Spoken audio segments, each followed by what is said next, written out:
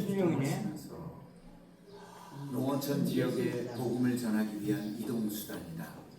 시골 구석구석 달렸을 든든한 선교 후원자인 셈이다.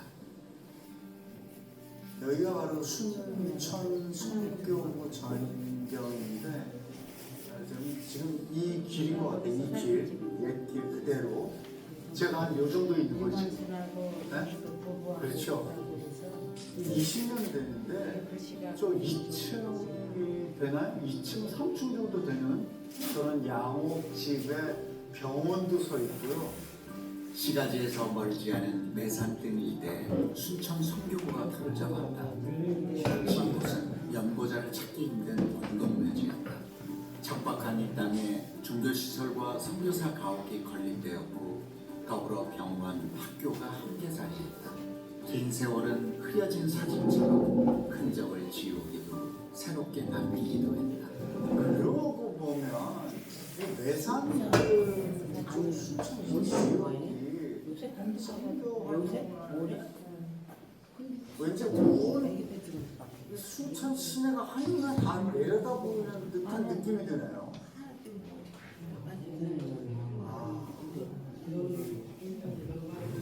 진한 분홍색 거구두나무 꽃잎이 하늘 가득 피었다. 선교사분들과 함께 순천에 뿌리를 내린 미국 3달 나온다. 내장의 꽃잎 끝이 붉게 물들어 있는 모습이 십자가를 연상케 하여 십자가꽃이라고도 한다. 세월 중 하나가 학교 가정을 수놓는다. 이 순천 매산여자고등학교도 개교 100주년이 고등학교를 배제를 나왔는데 벌써 이런 오랜 역사를 지닌 학교가 되는데 이 매산여자고등학교도 마찬가지입니다. 미션 스쿨이다 보니까 학교에 들어오니 꼭 어떤 시편 말씀도 있고 교훈도 다 하나님을 사랑하는 그런 글들도 있고. 안녕하세요. 최수정 선생님 반갑습니다. 안녕하세요 목사님. 뵙고 싶었습니다. 아 반갑습니다. 네. 아 이제야 뵙게 되네요. 네. 저이 때마다 네. 인사도 드리고 뵙고 싶었는데 아이들 가르치는 시간이 딱 한정돼 있다 보니까 늘 그냥 빨리 올라가고 막 이래서 자주 오세요? 그럽니다. 예, 자주 오겠습니다. 더 많이 자주 오겠습니다. 네. 하여튼 순천에 올 때마다 느끼는 거지만 참 여기에 와서 감동받는 일이 너무 많습니다. 그래서 뭐 선교사님들이나 실제로 네. 이 목사님, 뭐 아버님, 할아버지 다 이 길을 가시고 그렇죠. 이 지역에 선교사가 오셨죠. 이 집도 네. 100년 전에 진 집입니다. 프레스티지라고 살았는데 네. 이분이 권사님 이제 여기 촬영하고 여기 초대 이 지역에 선교사가 오셔가지고 변함없이 그 모습 그대로입니다. 네, 그대로입니다. 지붕만은 이제 좀 바꾼 것 같고. 아, 네. 이 목사님 어린 시절에도 그대로 있었거든요. 집들이 큰 이유는 네. 다른 데서 이렇게 그 선교사들이 오면은 한 집에 사람이 몇 달씩 같이 지내야 되니까 두 가족이 같은 집에 살 수 있게 이렇게 만들어. 다른 데는 이렇게 크지 않습니다. 여기만 크네. 아 이쪽 지역만? 예. 이 중국 석공들이 와서 이렇게 오셨어요.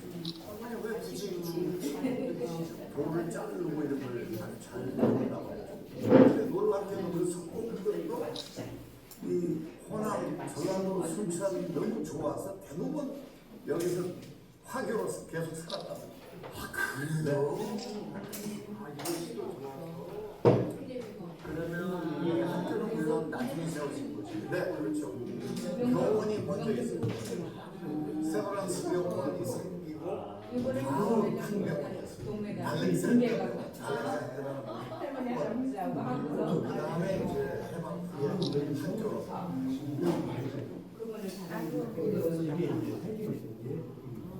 저는 그런 감사한 일들이 선교사님들이 오시면 선교와 학교 이런 감사한 있는 것도 있어. 연예인 대자매가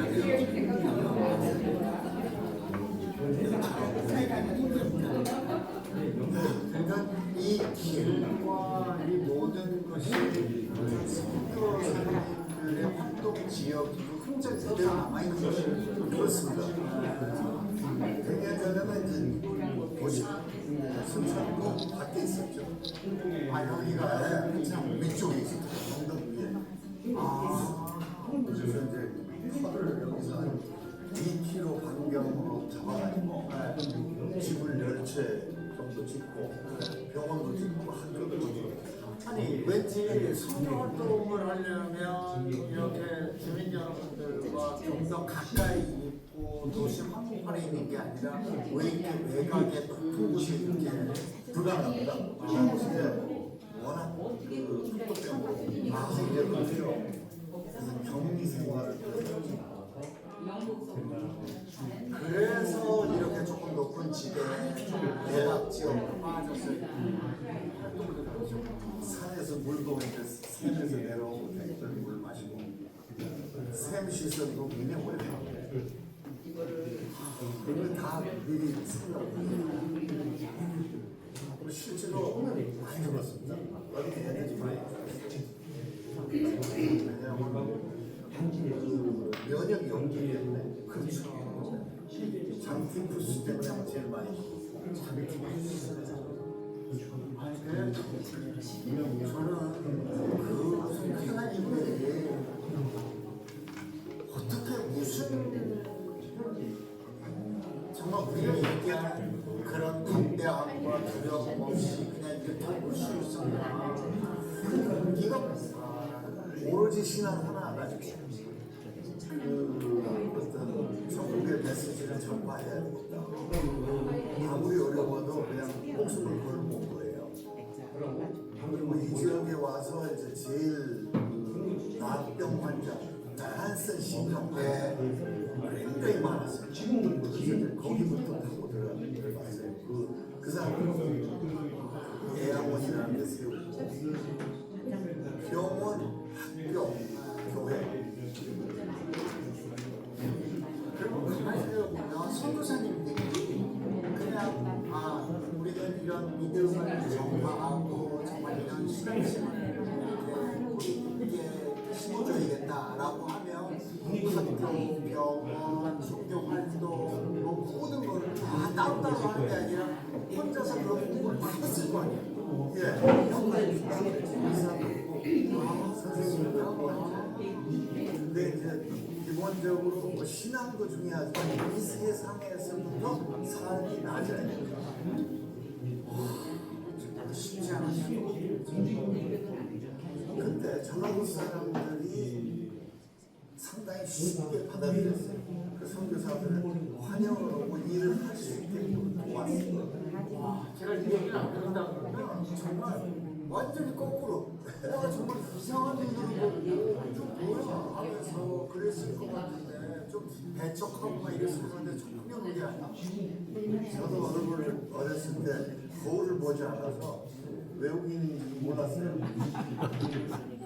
그 정도로. 예, 굉장히 따뜻한 분위기 좋은 사람 좋은 가난했지만 굉장히 우리는 행복했습니다.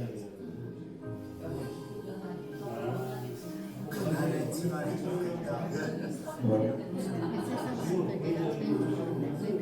푸른눈의 순창사 외산동이고 박사님의 이야기가 따뜻한 봄바람처럼 마음을 살리는 가끔 뵐 때마다 박사님 여기서 태어나시고 여기서 생활하시고 가장 상상이 안 갈 때가 많아요. 순천시 기독교 백사관입니다. 이쪽에도 선교사 밑으로 내려가자는 얘기. 기다리기 힘드시죠? 기다리기 힘드시죠? 한심을 하긴 했는데 기다리기 힘드시면 밑으로 좀 내려가게 제가 올라왔어요. 그래요? 예, 이분도 식사하시기 때문에 제가 할게요. 지하 1층으로. 네. 그리고 계단 힘드신 분들 예면 타고 오십시오. 지하 1층이요? 대양권을 출퇴근을 2차로 했어요.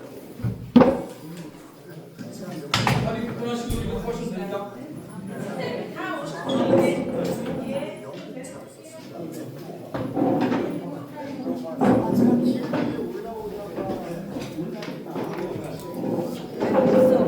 다리 불편하신 분은 엘리베이터 타세요.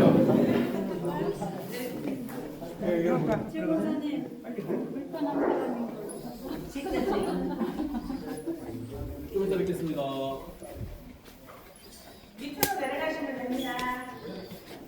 저한테 주어진 시간이 얼마나 될까요? 모르시겠죠? 성장님이 하세요. 예. 저한테 주어진 시간이 얼마나 될까요? 모르겠는데요.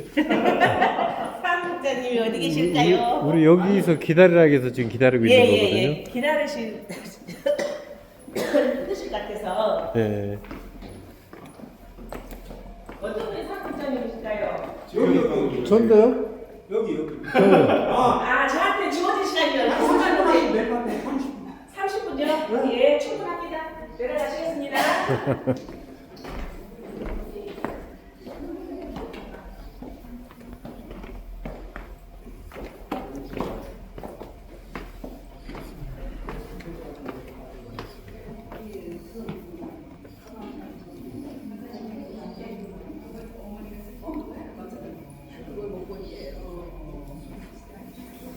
선생님들 다 이쪽으로 오십시오.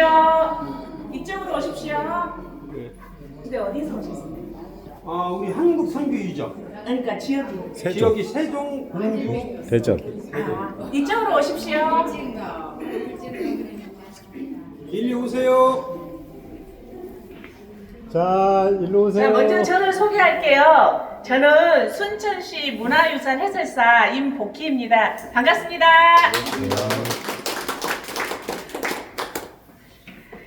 여기가 기독교 박물관이라는 거 아까 들었잖아요. 근데 이게 뜬금없이 대흥여지도가 여기에 있습니다.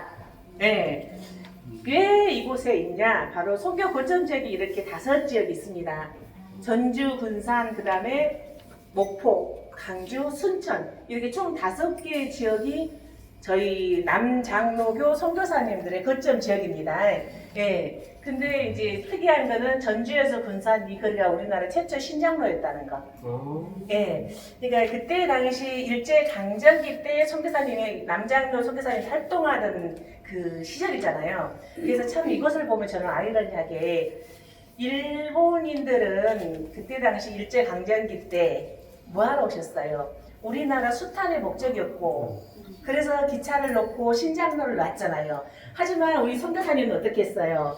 복음을 가지고 복음을 하나하나 전파하셨던 분이 바로 우리 선교사님입니다. 그래서 이 신장로를 해서 참 알게 것도 참 많은 것 같습니다. 자, 이쪽으로 오시겠습니다. 이쪽으로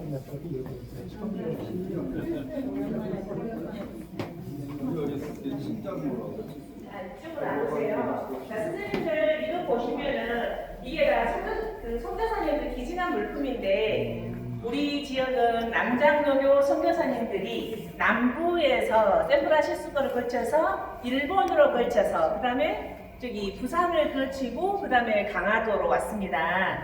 그러면은 그 거리는 작게는 2개월, 많게는 3개월 가까이 거치다 보니 모든 가방에 튼튼하죠. 이거 그때 당시 사용했던 물품이고요. 그리고 또한 이거는 그때 당시 사용했던 물품입니다. 보통 우리는 이거를 드럼통이라고 하죠. 근데 그때 당시 우리 선교사님들이 가장 어릴 때는 21살, 많게는 30살. 그렇다는 것은 그 신혼부부들이 많았고 그리고 아가야들이 반드시 동행했다는 뜻이잖아요. 그래서 그때 당시 우리 조선의 상황은 그야말로 척박한 상황이다 보니 이게 없었을 거 아니에요. 뭐가요? 분유가. 예, 그래서 이거는 분유를 담을 수 있는 6개월간의 그 양이라고 합니다. 이게 예, 그때 당시 그 남부에서 가져왔던 그 분유를 담았던 물건입니다. 예. 근데 시한 거예요, 지금도? 자, 그것까지 잘 모르겠고, 다만 그때 당시 사용했던 물품을 이렇게 저희들한테 기증했기 때문에 저희들은 보관하고 있습니다. 자, 그리고 자, 우리 조선이라는 나라는 다른 나라에 비교해서 다른 게 뭐냐? 바로 책이 먼저 왔다는 겁니다.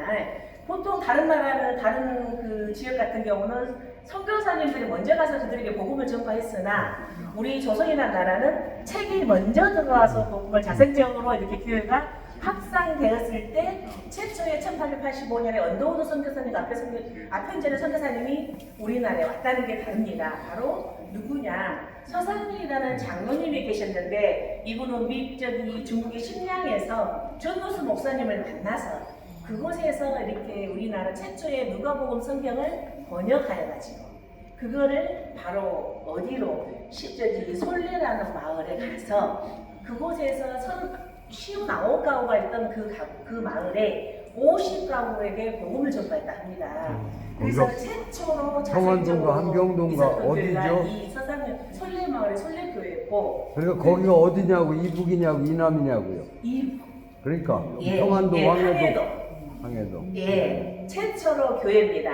그래서 이분에 의해서 자생적으로 한국에 복음이 전파되었고, 그리고 그 다음에 이쪽에 보시면은 이수정이라는 분이 계신데 이분은 바로 우리 지역의 곡성이라는 곳에 사신 분입니다. 이분 같은 경우는 1882년에 우리나라에 무슨 일이 벌어졌습니까? 맞습니다. 이모군란이라는 민비가 그때 당시 피신할 때 이수정이라는 분이 얻고 갔다 합니다. 그걸로 은혜를 받아서 바로 박영효가 일본에 수신사로 갈 때 일본의 선직 그 농업을 배우고 싶어서 같이 갔다고 합니다. 근데 그곳에서 뜻밖의 선교사를 만나서 이분이 그 사복음을 번역했다더라고요.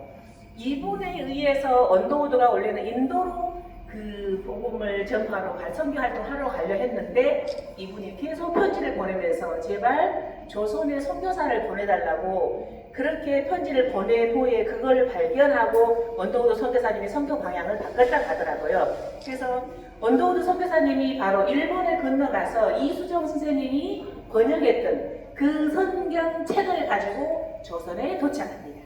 예.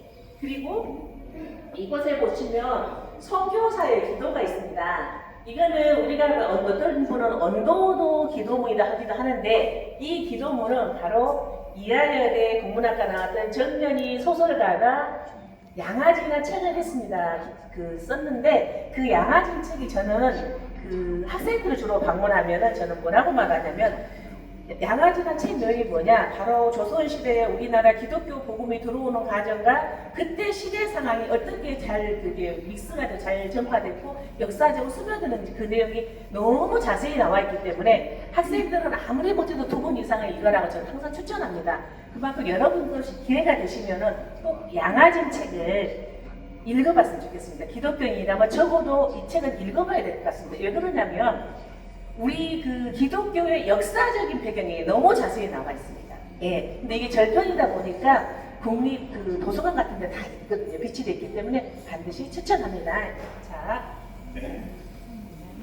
이쪽에 보시면 저희는 아까도 제가 말씀드렸죠. 이쪽에 저희들은 남장로교 선교사님이 활동했다고 최초의 남장로 그 선교사님들이 이쪽에 조선이라는 나라에 올 수 있는 배경이 뭐냐? 바로 언더우드 선교사님은 북장로교 선교사님이시잖아요. 근데 그 선교사님이 이 조선이라는 나라에 선교사님이 너무 간절했던 것이에요. 이 아무런 나라에 복음을 전파해야 됐다는 그 간절한 마음으로 다 필요 없이 미국에 있는 전역에 다니면서 학교, 그 다음에 신학교, 연찬회, 교회 할 거 없이 모든 곳에 다니면서 연설을 하셨습니다. 그러면서 조선의 나라 제발 성경사 좀 보내달라고 그때 마치 이 3명 테이트, 레이너즈, 정진이라는 3분이 감동을 받았습니다. 그래서 이분들이 우리가 갈게라고 신청했으나 뭐라 했냐? 조선이라는 나라는 선교사를 보낼 계획이 없다고 이혼해서 말합니다. 근데 우리가 또 포기했을 건데 이 3분은 같이 모여서 기도도 하고 계속 이혼에게 부탁을 하고 그리 하다 보니 대외적으로 바로 언더우드 형, 그 크로바 타자기를 했던 그 형이 2,500달러 후원금을 하고 여러분에 의해서 3,000달러에 달하는 후원금을 받아서 조선이라는 나라의 최초의 선교사 7인이 발동이 됩니다. 그래서 남장로 선교사님이 올 수밖에 없었고 바로 그분들이 바로 이 최초의 7인 선발대가 바로 이분들입니다. 그럼 보신 것처럼 자 어학 선생님과 그때 당시 선교사님의 그 환경을 보세요. 옷에서부터 다르죠. 얼마나 이분들이 대단하신지 문벌이면 문벌, 학벌이면 학벌 되게 완벽하신 분입니다.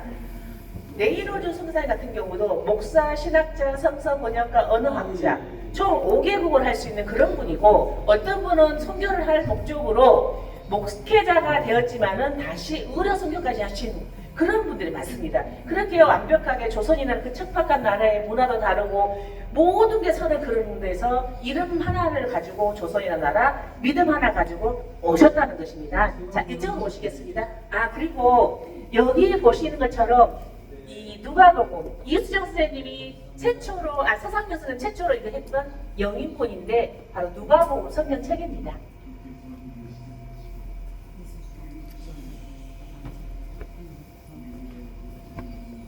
자, 그리고 아까도 계속 제가 우리 지역은 남장노조 선교사님이시다 그렇게 말씀드렸잖아요. 그러면은 어떤 지역 가면은 감리교가 우세한 지역이 있고 어떤 지역 가면은 북장로가 우세한 지역이 있고 그 이유가 뭘까? 네, 맞습니다. 1892년에 남장노교 선교사님 7인이 조선이라는 나라에 오면서 많은 게 이제 그 강도가 됐나 봐요. 그러다 보니 그 이후에 많은 선교사님이 이 좁은 지역에 오다 보니 무슨 일이 벌어지겠습니까?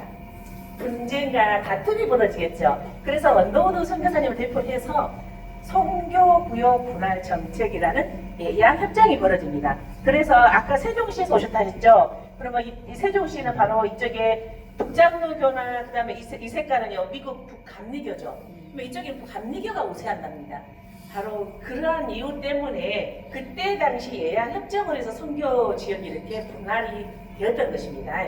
그래서 다시 이쪽으로 돌아오면 우리 지역 같은 경우는 이게 남장로교 선교사님이 활동을 하다 보니 바로 전주 그 대전 이남 쪽과 충청남도 이남 쪽과 바로 전주, 군산, 전라도, 제주도까지 해서 바로 남장로교 선교사님이 활동을 했습니다. 그럼 여러분 보세요. 전라도를 하면 전주, 그 다음에 나주가 되겠죠. 근데 전주부터 선교를 군산, 그 다음에 목포가 아니고 전주로 나주로 가야 되는데 지금도 나주는 전라도에서 향교가 가장 큽니다. 예, 그러면 성리학과 향교가 발달했다는 뜻이고, 그래서 우리 선교사님들이 목숨의 위협을 느꼈다 합니다. 그래서 마치 그때 1897년에 목포에 개항이 일어납니다. 그래서 목포로 가고 강주 순천을 갔습니다.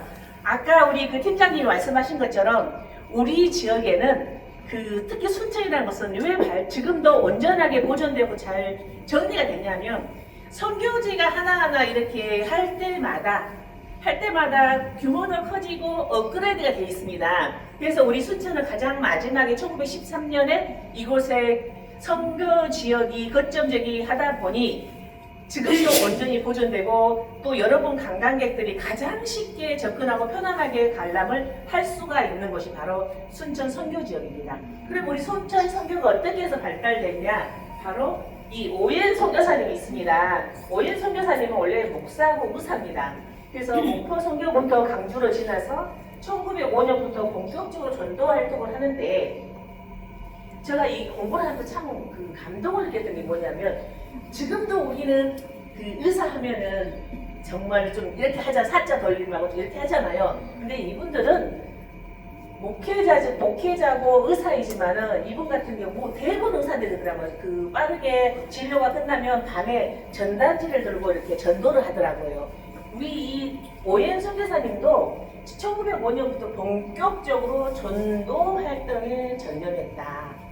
하수으로 시작해서 동북부 전체를 이분 혼자서 걸어서 말이 아니고 조랑말입니다. 타고 이 복음을 전파하고 다녔다는 것은 상상을 초월하겠죠. 그래서 나이가 41살에 급성폐렴으로 멸설하게 됩니다. 예, 근데 이분에 의해서 바로 우리 순천이 선교부가 개설됐는데 바로 이분이 바로 혼자서 이게 이제 보성 오만리교회 지금도 있습니다. 그리고 요수의 장철리교회, 순천 의교회 여러분의 입구에 있는 우리 중앙교회가 있죠. 그때 오옌 선교사님에 의해서 지어진 교회입니다. 예, 그리고 이분의 20개가 넘는 이분에 의해서 교회가 지금도 그대로 있습니다. 예, 운영을 되고 있고, 그러니까 오옌 선교사님의 순교가 그냥 죽음이 아니고 이분의 씨가 자라서 그리고 난 다음에 이제 순천의 아버지 프레스틴 선교사님하고 그 다음에 호남의 아버지 유진배 선교사님이 이곳에 오연 선교사님이 돌아가시고 난 다음에 어떤가 보고 왔는데 아까도 말씀드렸지만 자선적으로 50명이 모임이 가지고 있고 군데군데 이렇게 가지고 있다 보니 순천을 전국적으로 돌아다 보니 순천의 교통 요충지였던 것입니다. 그래서 이곳에 1910년에 오셔가지고 그 순천에 그 선교 거점을 신청을 해가지고 13년의 건물을 이렇게 지어집니다. 그래서 제일 먼저 선교사 마을을 짓고 그다음에 차근차근 이렇게 지었던 것이 오늘날에 이르렀습니다. 자, 잠깐만 이쪽으로 오시겠습니다. 그래서 여기 보시는 것처럼 이게 그때 실제로 사용했던 안경이고요. 그리고 보세요. 이분들이 타고 다녔던 말이 아니고 조랑말이겠죠.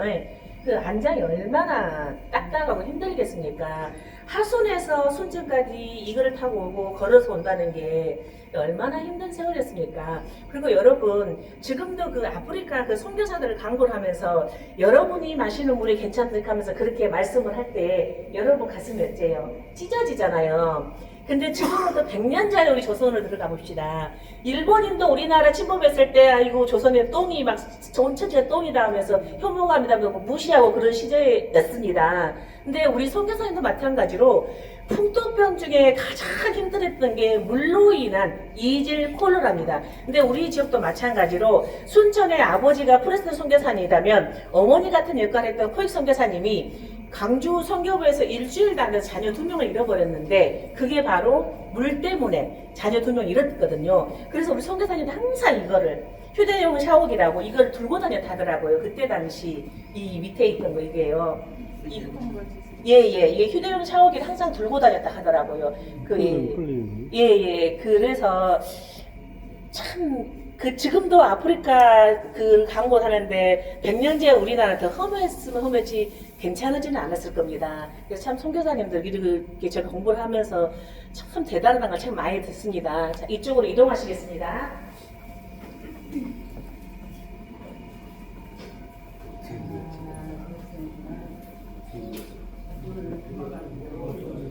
여기 보시면 색깔이 다르죠? 색깔이 다르다는 것은 자 여러분 잘 아실 겁니다. 선교 부지가 최초로 이거를 선정할 때 그 선교 부지는 절대로 성 안에 들어올 수가 없다 하더라고요. 성 안에 들어올 수가 없고 그리고 그 이게 사거리 한눈에 이렇게 사거리를 볼 수 있는 장소여야 됩니다. 그리고 가격이 저렴해야 됩니다. 그래서 바로 이게 최적의 좀 장소였는데 그게 뭐냐 여기 앞에가 부읍성이었습니다. 그 여기가 사거리입니다. 그리고 여기가 바로 순천 읍교이고 여기가 바로 병원장이었고 여기가 학교고 뒤에가 선교마을입니다. 선교사님들은 산꼭 꼭대기 있어야 되잖아요. 풍토병 때문에. 그래서 여기 이름이 매산등인데 매산등이라는 것은 언덕병이라는 뜻입니다. 그만큼 이곳에는 지대가 높았고 그리고 가격이 저렴했습니다. 왜 저렴했냐? 강주도 마찬가지고 목포도 마찬가지고 그때 당시 물로 인한 아이들이 되게 많이 죽었잖아요. 이제 그런 것 때문에. 그래서 여기가 예기장터, 풍장터 그러한 장소였기 때문에 이게 그만큼 가격도 저렴했고 선교사님 가장 적합했던 것입니다. 바로 이 장소가 그러한 장소였습니다. 자, 이쪽으로 오시겠습니다.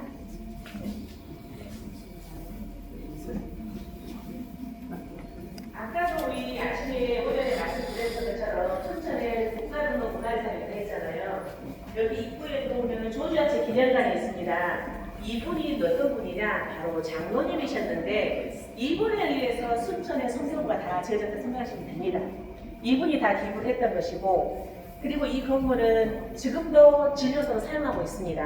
그리고 이 매산관은 매산학교 안에 있는 그 최초의 이제 그 학교입니다. 매산관 안에 있고 원래 1913년에 벽돌로 지어졌는데 1931년에 현재 모습으로 바뀌어 있습니다. 이것도 또한 국가등록 문화유산이고요. 그리고 순천에서는 원투가 뭐였냐? 바로 랜드마크였습니다. 여기는 뭐냐? 알력산병원이었습니다. 알력산병원은 뭐냐? 군산에 언도우드 선교사님이라 분이 그 군산 야수병원에서 의료 선거로 왔는데 갑자기 부친이 돌아가셨어요. 2달도 못하고 가시다 보니 부채감이 있었나 봐요. 그래서 그분에 의해서 이것이 후원을 받아서 이 건물을 지었습니다. 근데 이게 얼마나 대단하냐면 그 서울의 그 알렌 선교사님에서 40병상을 지었잖아요. 근데 여기는 30병상을 지었습니다. 전국에서 두 번째로 큰 병원이다 보니 이 동부 이쪽에 어마어마하게 많은 사람들이 왔을 거 아니에요. 그래서 1년에 2만 명이 넘는 환자가 이걸 사서 치료를 받았는데 60% 이상이 다 무료 환자였습니다.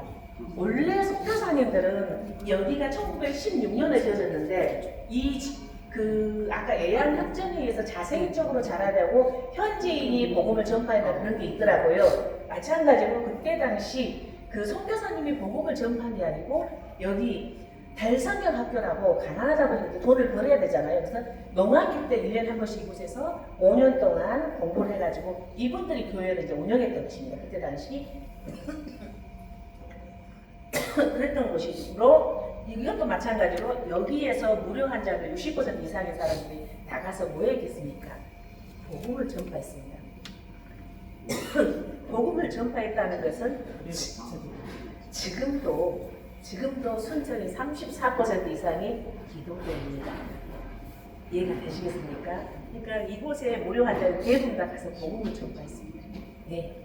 그리고 여기는 이제 프로스텐 가옥이라고 이분 같은 경우 순천에 모든 재정 관련 걸 다 건축을 하고 일대 당회장이십니다. 그리고 코익 가옥 같은 경우는 아까도 말씀드렸지만 순천의 어머니 역할했던 이분은 그 일대 이제 교장. 그리고 저기는 어린이 성경학교라고 그 외국인 선교사님의 자녀들이 했던 그 강단입니다. 이거는 근데 1991년에 소실이 됐습니다. 불이 나가지고. 그래서 이 5개가 국가등록 문화유산으로 지금 등록이 되어 있습니다. 소유권은 일단은 이제 선교마을에서 제가 설명할 건데 소유권은 그러니까 그 선교마을 있죠. 1986년에 재산 정리가 일어납니다. 그래서 마지막 그 선교사님 더함 선교사님인데 그 선교사님에 의해서 그 재산 정리하면서 예양원 그 선교사 망은 예양원으로 기부가 되고 그리고 그 매산 학교 교육은 호남 신학대학원 그쪽으로 다 그 기부가 되고 그렇게 재산이 정리가 됩니다. 예. 호남 신학대 남장. 예. 이쪽에는 남장동 소속입니다. 호남 신학대. 예. 1층으로 올라가시겠습니다. 성경마을 한번 자세히 설명을 드립니다. 네, 이쪽으로 올라오시겠습니다.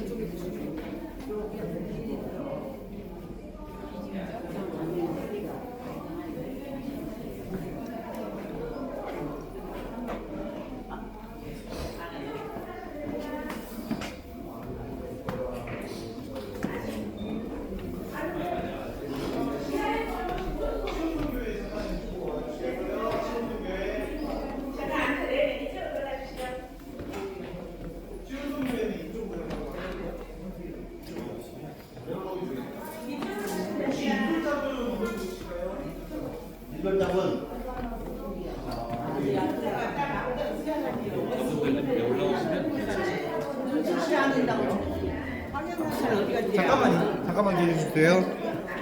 앞으로 나와야지. 우리 순천에 79분이 오셨어요. 예, 그런데 그 고루 분포가 됐죠. 복음, 의료, 그 다음에 교육 이렇게 고루 분포돼서 오셨다는 것이고 그 다음에 우리 순천시는 자 이렇게 이름, 학문명, 체류기간을 한 분 한 분 79분을 다 기록해놨습니다. 그래서 하는 이유가 뭐냐 바로 여러분의 손자들이 이렇게 희생하고 고생해서 우리가 이렇게 자랐다 하면서 이렇게 그분들을 기리기 위해서 이렇게 했습니다. 그래서 후손들이 오면 되게 감사를 하더라고요. 자 그리고 양 옆에 보시는 것처럼 여기 채색화가 너무 예쁘게 돼 있죠. 이게 뭐냐 바로 조선인보다 더 사랑하신 그 바로 포레스 여사님이 있는데 선교사님인데 그만큼 대단하신 분이 뭐냐 이게 그 천연색으로 채색화된 물건인데 장장 15년 동안 1월부터 12월까지 우리나라의 자생적인 꽃을 이렇게 식물을 그림을 이렇게 그려가지고 우리나라 이름, 학명, 그 다음에 속담, 전설 그런 거를 그 고향의 할머니들 하나하나 들어서 기록해가지고 이렇게 최초로 그래서 1931년에 영문으로 된 식물도가 이렇게 발행했습니다. 우리나라 최초의 식물도관입니다. 그래서 이게 바로 선교사님에서 15년 동안 이렇게 했습니다. 자, 이쪽으로 보셔야 되겠습니다. 그리고 이제 우리 순천의 주요 선교 활동에 자, 프레스터 선교사님, 순천의 아버지, 예, 선교사님이고 그 어머니 역할 했던 코익 선교사님, 그리고 여기 양옆에 꼭 프레스 여사님의 남편 클레인 선교사님, 예, 그리고 이분 같은 경우는 안력산 병원 있죠. 거기 일대 원장 티모스 선교사님. 그 다음에 여기 보시면은 이분이 대단한 게 뭐냐면 일선 선교사님인데 이분 같은 경우는 1925년에 그 한세인 병원이 강주에 있었는데 그 혐오시설이라고 일제강점기 때 그거를 폐쇄를 시켜라고 해요. 그럴 때 그 보상을 받아가지고 애양원으로 옵니다. 요수 애양원으로. 그러면서 27년, 28년에 밤으로 이렇게 해서 요수, 강주에서 요수로 걸어서 옵니다. 왜? 낮에는 돈을 쳐 죽이니까. 그래서 그분을 위해서 요수 애양원이 최초로 운영이 되고, 그 다음에 이분 같은 경우는 이념 박사 있죠. 그분의 부모님입니다. 이쪽으로 오시겠습니다.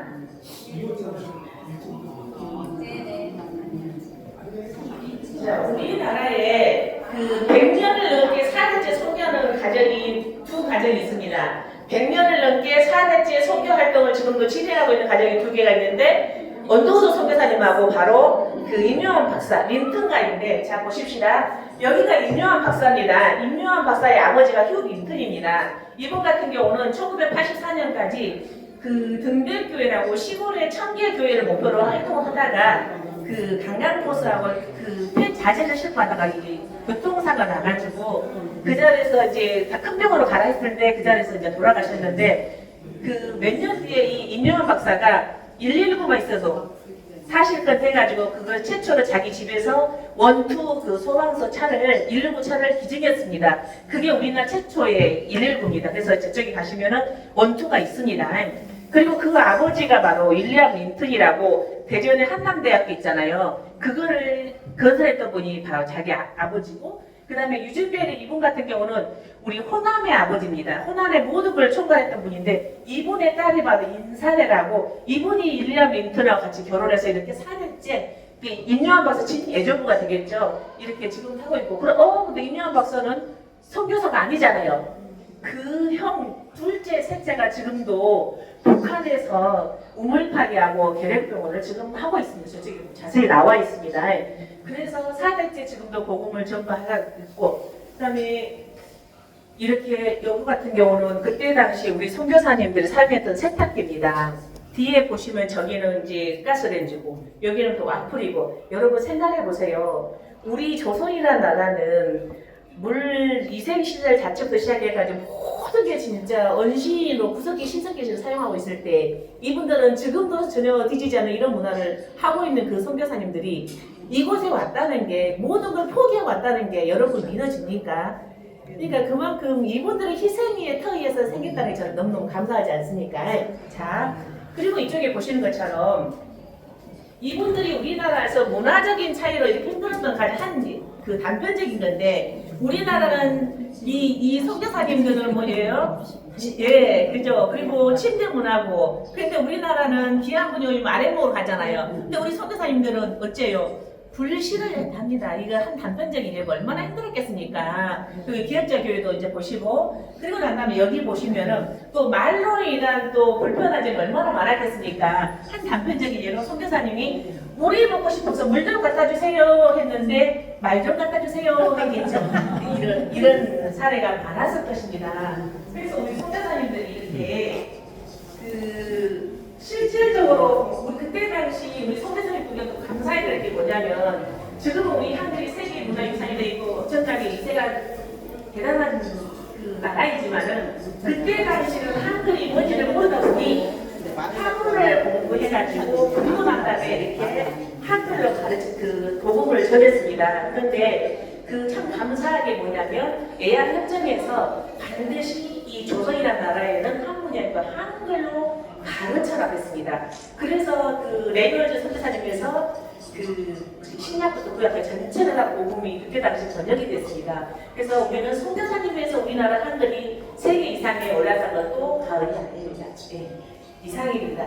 근데 여러분은 지금 내가 만약 붙잡고 기억잡기에 안 가시고 바로 성교만을 맞이해요. 바로 나그려 있습니다.